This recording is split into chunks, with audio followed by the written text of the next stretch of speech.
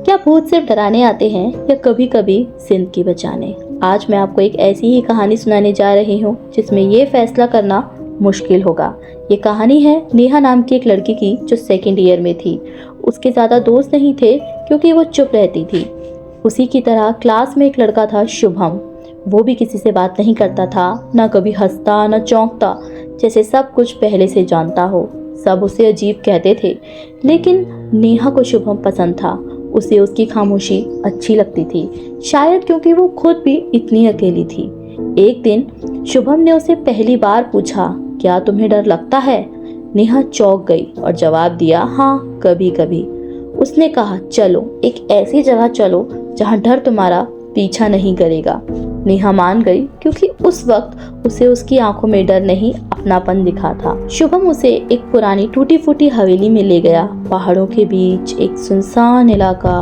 रात में कहा, जो भी हो कमरे से बाहर मत निकलना। उस रात नेहा को आवाजें सुनाई दी, एक औरत की चीख, रोने की आवाजें। जब उसने खिड़की से देखा, एक औरत थी, लंबे बाल, उलझे हुए, आंखें सफेद और पैर उल्टे। वो कांप गई और तभी जोर की दस्तक हुई, जैसे दरवाजा टूटने की आवाज हो, और वहीं बाहर वही औरत खड़ी थी। सुबह उसने शुभम से पूछा, ये सब क्या है? उसने बस इतना कहा, मैं तुम्हें बचा रहा हूँ। मुझे लगा वो पागल हो गया है, पर फिर मुझे उस हवेली की पुरानी डायरी मिली।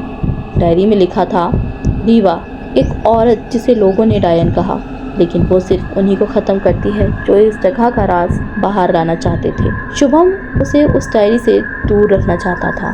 उस रात चुड़ैल फिर से आई और इस बार शुभम उसके सामने खड़ा था।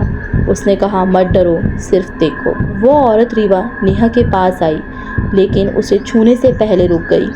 उसने शुभम की तरफ देखा और बोली, एक और की जान बचा ली, पर याद रख, तू इस राज के पहरेदार हो, कब तक सबको बचाओगे? उस वक्त नेहा को समझ आया, शुभम उस हवेली का हिस्सा है, उसका रक्षक है, लेकिन इंसान नहीं है शायद। अगली सुबह पुलिस को लेकर जब वो वापस उस हवेली में गई, तो ना तो वहाँ शुभम था, न डायरी, बस एक पुरानी फोटो दीवार पर, जिसमें शुभम उसी औरत के साथ खड़ा था। शुभम तो कब का मर चुका था और नेहा उसी आत्मा के साथ थी जिसे वो अब तक प्यार समझ रही थी। इस कहानी के एंड में आपके मन में कई सारे सवाल उठेंगे, जैसे अगर शुभम भूत था तो वो क्लास के बाकी स्टूडेंट्स को कैसे दिखाई देता था? दूसरा सवाल ये भी आएगा कि आखिरकार उस हवेली का ऐसा क्या राज था? तीसरा सवाल, रीवा को डायन क्यों बुलाते थे? अगर आपको इन सभी सवालों के जवाब चाहिए तो मेरे चैनल को सब्सक्राइब करें और वेट करें पार्ट 2 का।